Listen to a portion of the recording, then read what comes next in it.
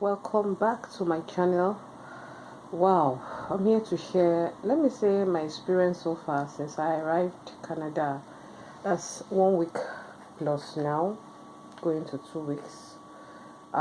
Basically my program will be starting by Monday, so it's good I arrived early so that I could, you know, um, settle down much easily without stress. And in as much as I thought I arrived early, it has not been easy, especially with the issue of accommodation. Right on Facebook Market, I've been chatting, but most people were not responding. I knew basically it was because um, maybe I was in Nigeria, and it's something that you needed to contact them online. So when I came in, the first thing I did was to get the SIM. I got a SIM card right from the airport. I began to make contact, began to call. So when I arrived at Halifax, it was not easy getting an accommodation because I don't know anybody here. So like I said in my last video, I stayed in an Airbnb for 3 days. Then I thought it wise to go to my school. Maybe I could meet some students who are graduating or who just arrived like as I am, or so when I got to school, I asked few people, and I was waiting patiently until I got the right person that directed me to another student, from another student to another person. And luckily for me, she said she has a space that she can spare for 1 week, and we negotiated the price, and boom, that was all. I was happy because you know what it means to be paying that much in Airbnb when you are supposed to gather that money to pay for a serious accommodation. So you can imagine. So I paid her. Then the next day I moved in to the student accommodation. I was happy there because I got the necessary information I needed to navigate my way. They started telling me things I needed to know, how to take the bus, get a bus pass, all those kind of stuff, study the map, use the map. I was like, wow, the zebra crossing, it's like welcome to Canada. Most of the things I are used to in Nigeria, you can't bring that, that attitude here. You just keep it back home. You say when you're in the Romans, you behave like the Romans. So this was basically what I needed to learn. So I was happy to be in a student environment. So I asked my questions. Then I got my answers. The next thing was they told me I needed to do a SIN, and get the Nova Scotia, because I stay in Halifax, an international student staying in Halifax. To get a Nova Scotia ID. Then at the same time, I was looking for accommodation because I knew that the time frame will elapse soon. So I needed to get a place as soon as possible. So that 1 week staying was just like, okay, you have a place now. You can use the where you are staying as a temporary place to look for a permanent accommodation. So I was going out daily basis. I was contacting some student agents, some agents around. First of all, you have to view the place. So when someone posts an accommodation or an apartment, the next is, can I view it? You introduce yourself. So they'll send you location, just like how we do back home. So it was not easy going here, visiting there, going to places. There are some places that was my first time. It took me time to, understand the environment. It was not easy. Then I had a big challenge. My phone got spoiled. There, that period, my head was spinning. I could not use, when you don't have a phone, where will you even start from? First of all, you need a map to navigate your way, and my phone was not working. So what I was doing was, I will meet someone. I was not shy. I said, please, can you help me use your map to locate this to get to this location, and they will assist me. So people were really assisting me. So one thing was that I was not shy. I was not feeling bad, in a very developed country like this, you don't have a phone. It sounds odd, It really sounds odd. So when I took my phone for repair, they said Techno is not acceptable in Canada. What they use here is some accepted devices like Samsung, iPhone, they are selected. So if you are coming into Canada, I don't know for other places, and you have Techno phone, count it out. So just count it out. Better go and get a Samsung phone. So when I took my phone for repairs, they say, I'm sorry, it's against our policy. I can't open this phone. I don't do that. They were just telling me strange things, I was like, this is just a charging port problem. It's not difficult. Then I began to miss Nigeria. I was like, charging port problem is not something that is difficult in my country. You just cross down the road, you see so many phone technicians. They will change it 1,000 naira and you are good to go. He said, open the phone, this, that. I went to 3 different places.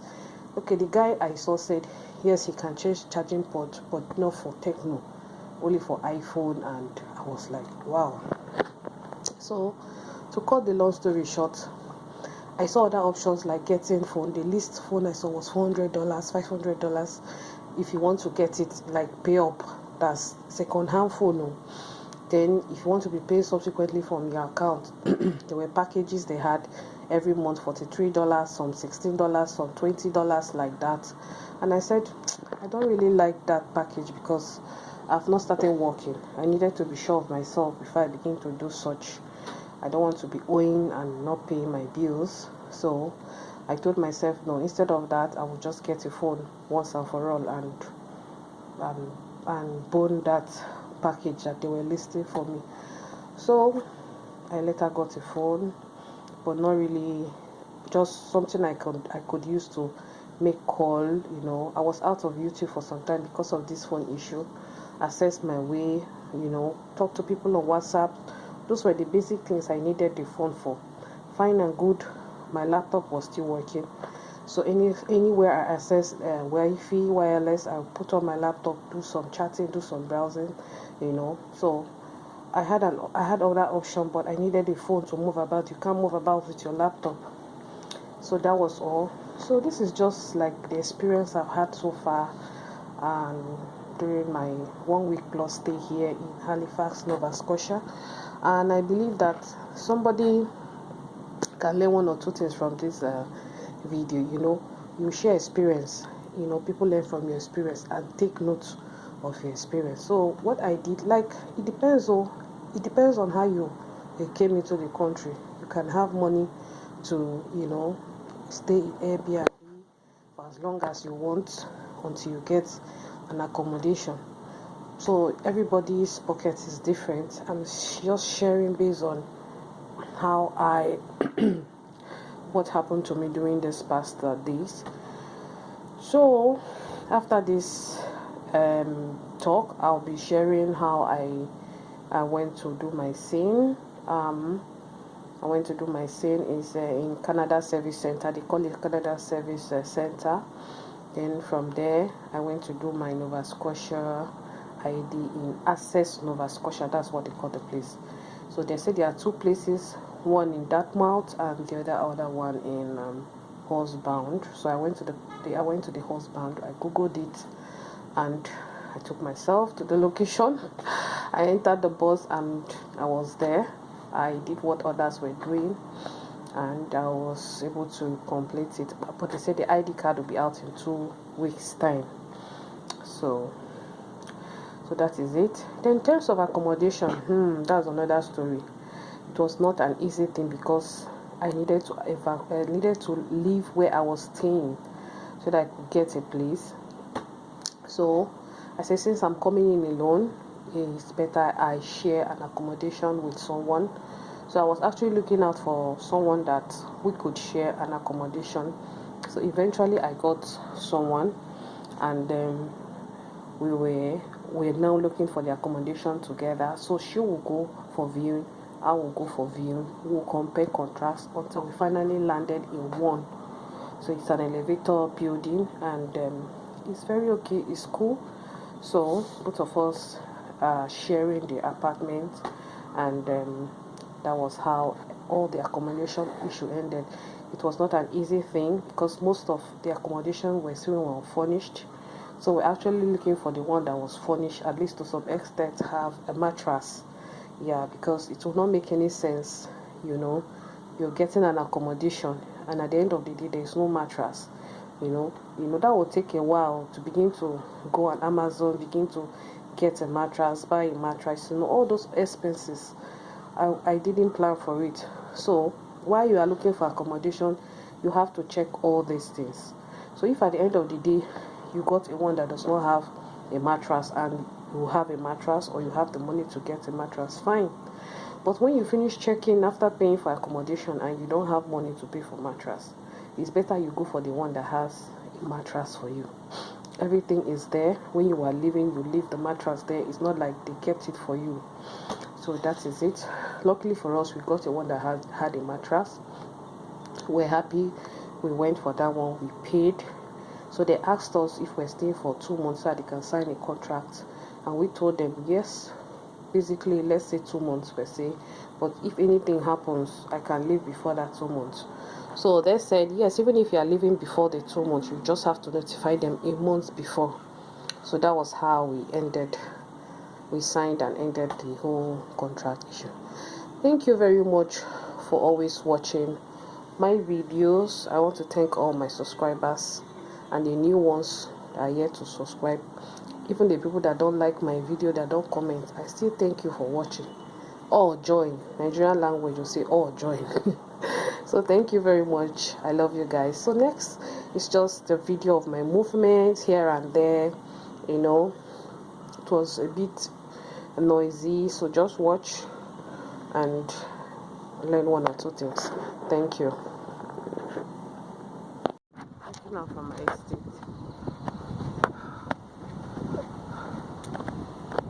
Really cold despite the sun, but man, it's still cold.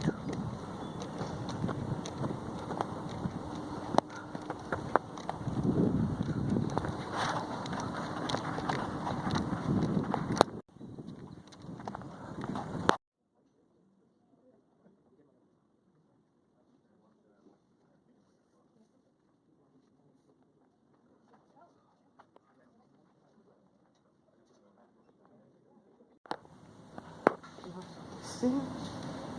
Right?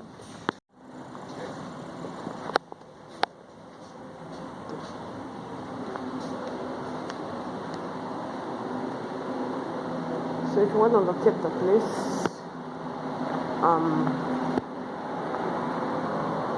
this is it. This building.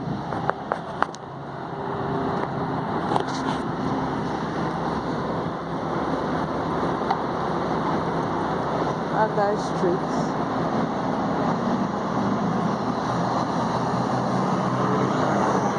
You are trying to locate it. Agai Street, Duke Street. Just find your way around Bell Alliance, Scotia Square, CIBC, RBC.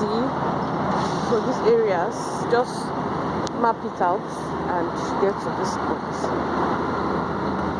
You should be able to locate it. So once you find yourself around this place, okay, so there's a Barrington Hotel here. This is another point.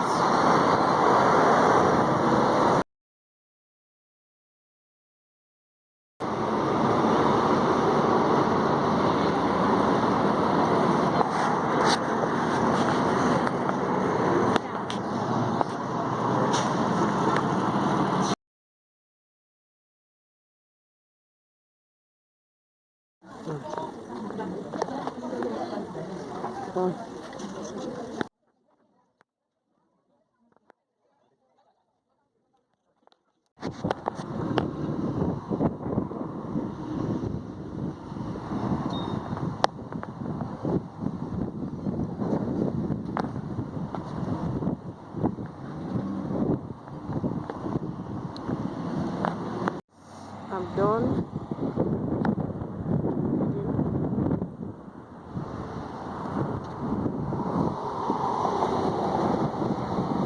was accessed over Scotia.